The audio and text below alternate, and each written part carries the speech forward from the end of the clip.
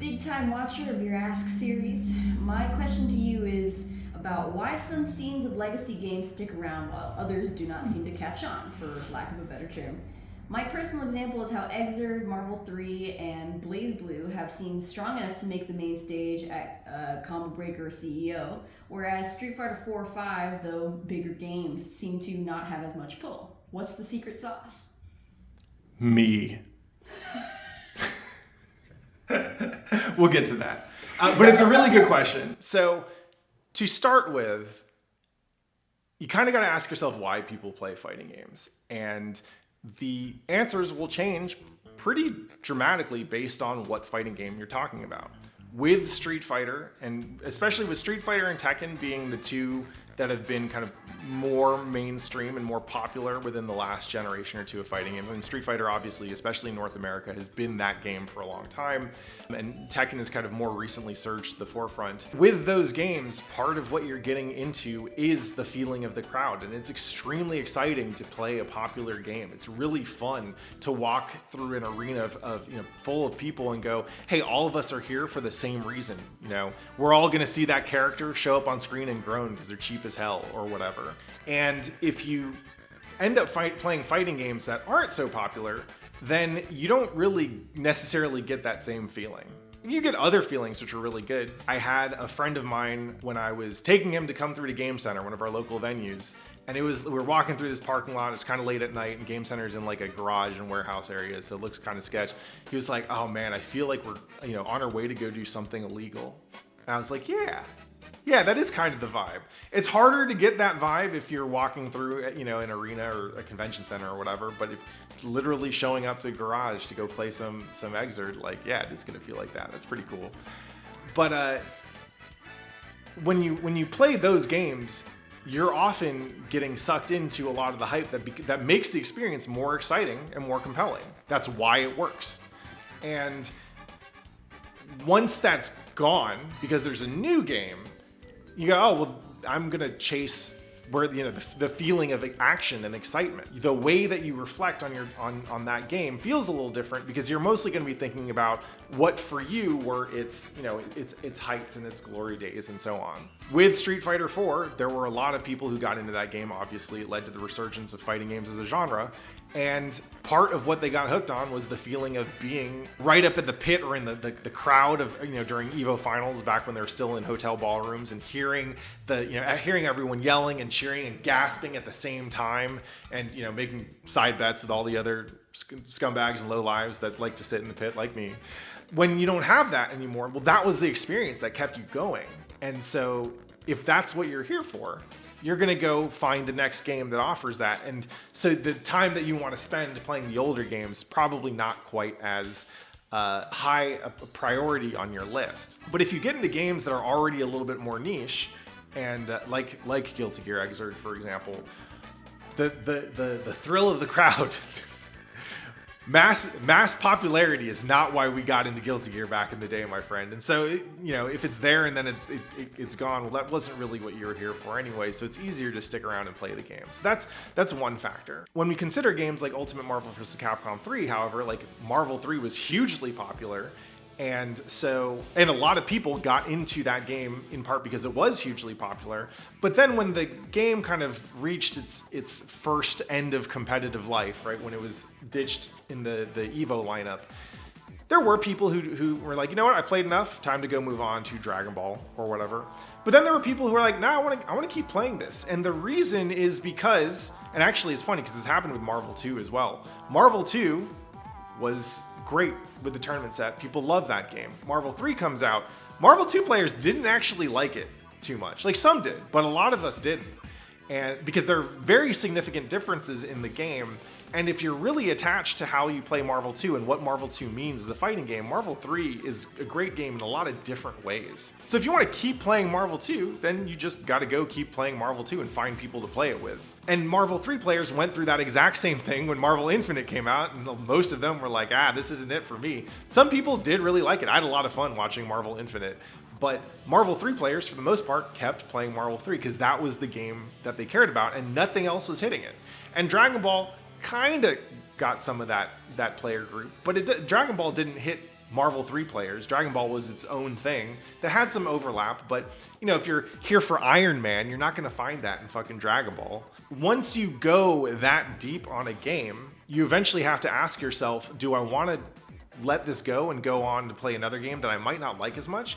Or do I wanna keep on playing, the game because I love it?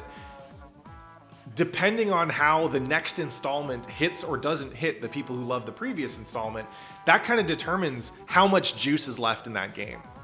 So for Marvel 3, obviously Marvel Infinite didn't do well, unfortunately, and so Marvel 3 had, eventually a healthy player base that was down to roll up their sleeves and get to work, and now we're playing it on PC, we got Parsec set up, and we're modding in characters and all that cool stuff. Xrd, similarly, notoriously Strive has done great in all kinds of ways, but if you love Xrd, if you really love Guilty Gear Xrd, Strive doesn't cut it, at least not in the same way. You might find other things you love about Strive.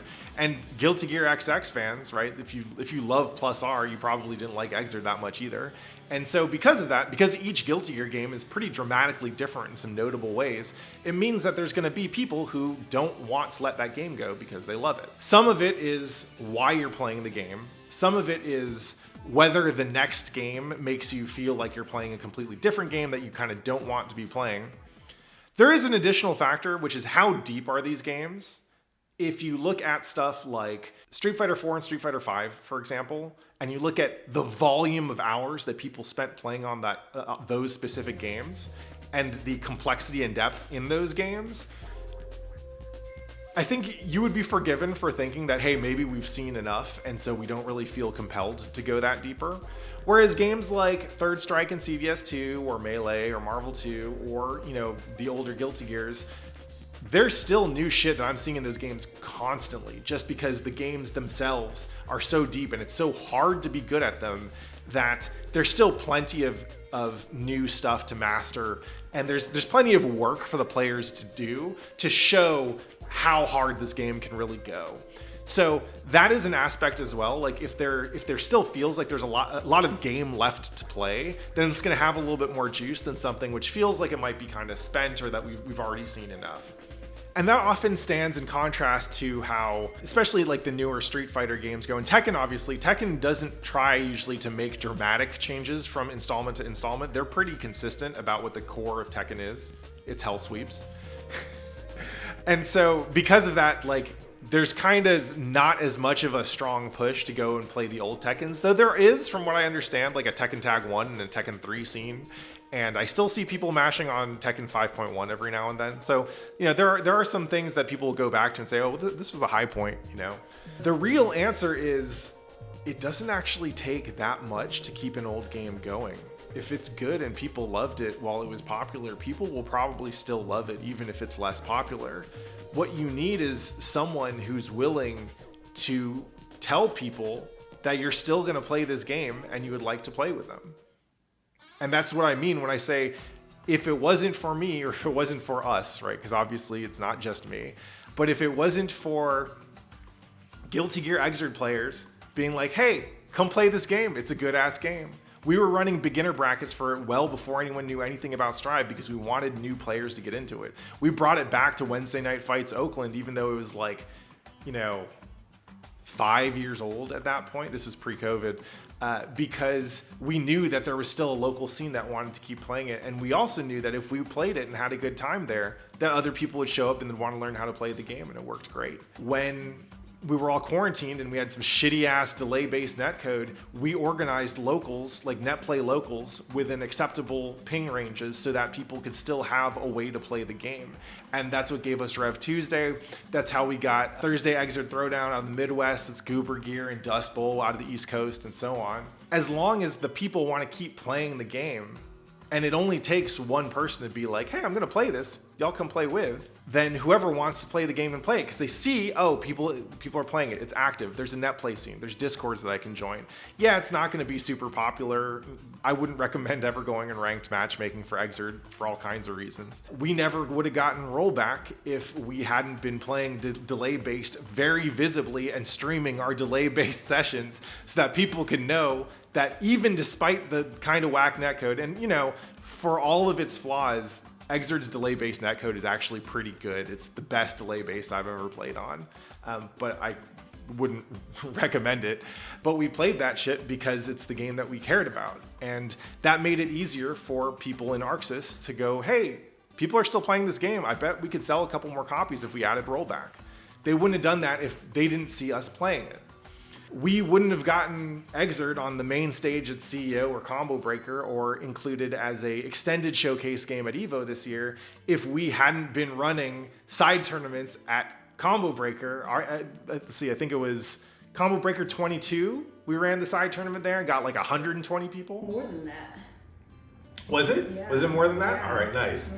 And I got up on stage during the medal presentation and said, hey, Rick, it'd be really nice if we could be main stage next year. And guess what? Hey. 300 people. Goddamn. So yeah, all it takes often is just one person to look at a game and go, you know what? There's still plenty of game left in here. Let's keep playing it. And eventually, if you do it consistently, you show up for the game, people will show up for you. And they'll go, hey, I care about this game too. I will help you. So yeah, it's obviously not just me, but it only takes one person to light the match that starts the spark that sets us all afire or whatever. That could be you. If there's a game that you care about, that you think that people should be playing more of, and you don't see anyone else doing anything for it, you could be that person. And that might be the best thing that you do in fighting games. I've done a lot more in fighting games than I ever thought I would. I've been on a lot more tournament stages, and I've got a gradually growing collection of medals and so on and so on. But the best thing that I think I've ever done in fighting games is help keep the Exerd community going. And it doesn't need to be a full-time job. It's not even really a part-time job. It's just a thing that you've got to commit to.